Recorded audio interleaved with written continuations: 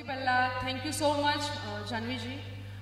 बहुत short notice में वो आए हैं, तो उनका ऐसा कहना था कि I am not well dressed, तो I said it's okay, please come for a while. तो वो आए हैं एंड मैं बहुत ही मेरे पास शब्द नहीं है कि इतनी शॉर्ट नोटिस में वो आए हैं। जानवी जी, आप कुछ कहना चाहेंगे? Thank you so much. I'm basically here to cheer for my mother, Lakshmi ji, and I came for her performance. And I came for the fact that Pratiksha here has been doing such a good job. तो मैं चाहूँगी आप जोरदार तालियां बजा दें प्रतीक्षा के लिए। You know, हिंदी में कहावत है कि जो गाता है वो भाता है, और मुझे ऐसा लगता है कि गाना गाना ये एक स्किल नहीं है, ये हम लोग naturally we are born with the ability to sing.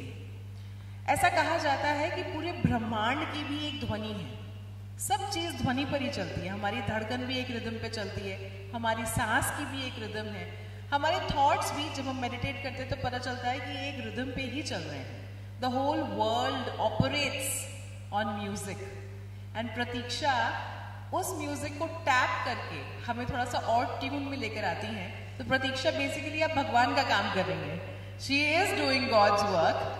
जितने लोग यहाँ आते हैं उन्हें लगता है कि वो गाना सीख रहे हैं या फिर वो लय समझ रहे हैं, ताल समझ रहे हैं। एक्चुअली आप खुद को थोड़ा सा और समझ रहे हो।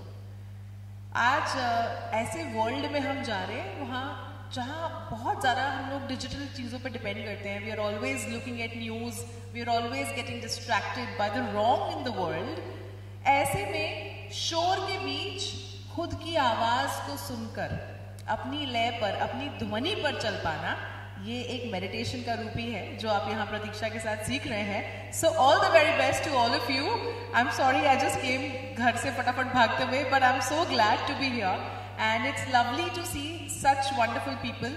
Keep up the good work Pratiksha, and आप सबके लिए भी जोरदार तालियां कि आप अपने वक्त से कुछ लम्हे चुराकर खुद को दे पाते हैं। Thank you so much. Thank you so much Janhvi ji. And बहुत ही अच्छा ही बोला है आपने कि मेडिटेशन में ऑल टाइम मेरे इंटरव्यूज़ हो या कुछ भी हो, मैं वहाँ पे भी बोलती हूँ कि कहीं ना कहीं म्यूज़िक ना काइंड ऑफ मेडिटेशन का काम करती है और माइंड को रिलैक्स करती है।